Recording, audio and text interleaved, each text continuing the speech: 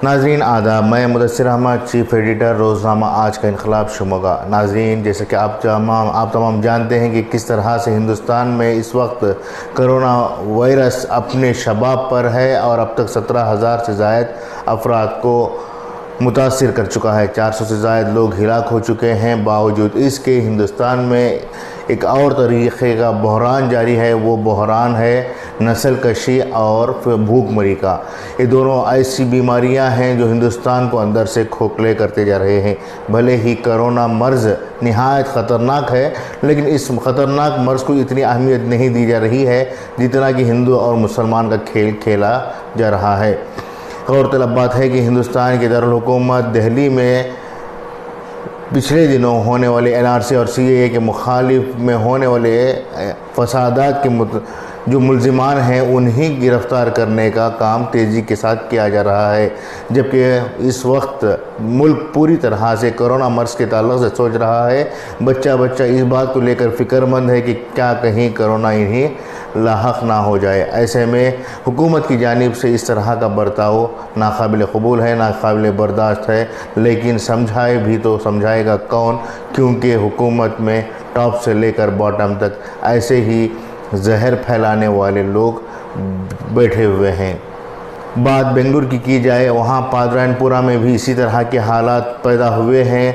मामूली सी बात को लेकर महकमा सेहत आम्मा, पुलिस और आम लोगों के दरमियान बढ़ने वाली बहस फ़िरक़ा वाराना तशद्दुद का रुख इख्तियार कर चुकी है और TV व इलेक्ट्रॉनिक मीडिया पर इस बात पर बहस जारी हो रही है कि क्या वाकई में मुसलमान लापरवाह हैं। जबकि यहाँ बात मुसलमानों की नहीं थी बल्कि बीमारों की थी।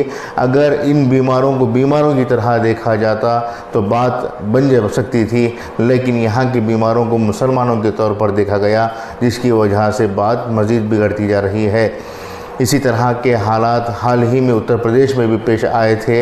मुजफ्फराबाद में कुछ हेल्थ सेक्टर से जुड़े हुए अहलकारों पर हमले हुए थे, जिसके बाद वहाँ के मुसलमानों को भी बदनाम करने की कोशिश की गई है। पूरी तरह से इस मामले को हिंदू और मुस्लिम के तौर पर बनाया जा रहा है। सबसे पहले उम्रा से आने वाले आज़मीन को टारगेट किया गया, फिर उसके बाद मस्जिदों में नमाज़ें अदा करने वाले नमाजियों को टारगेट किया गया।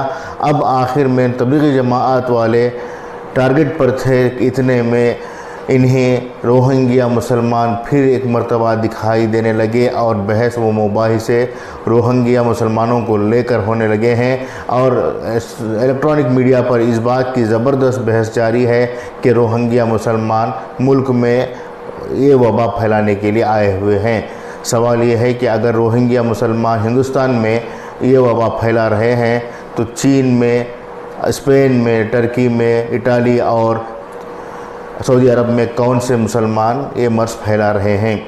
अगर हिंदुस्तान की हुकूमत, हिंदुस्तान के अवाम अब भी अपने आंखें खोलकर इस मर्ज़ को मर्ज़ की तरह ना देखेगी तो यकीनन यहाँ पर लाशों के अंबार लगने लगेंगे और कोई मज़हब, किसी भी मज़हब के लोग इस मर्ज़ से बच नहीं पाएंगे।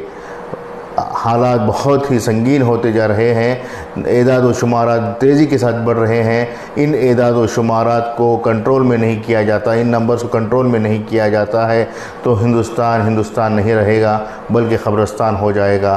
सबसे बड़ी बात यह है कि हुकूमत को चाहिए कि वो इन हालात पर काबू में लाने के लिए सबसे पहले क़ानून को सख्ती से अमल पैरा करे, हिंदू व मुस्लिम का खेल रहे लोगों की ज़बानें खामोश करे, तभी जाकर हिंदुस्तान में हालात बेहतर हो सकते हैं। ये आज की मुख्तसर बात है शमशीर बेनायब की। फिर एक नई बात के साथ हम आपके सामने पेश होंगे। तब तक के लिए इजाज़त दें। मैं मेज़बान मुदस्सिर अहमद आपसे इजाज़त लूँगा। शुक्रिया।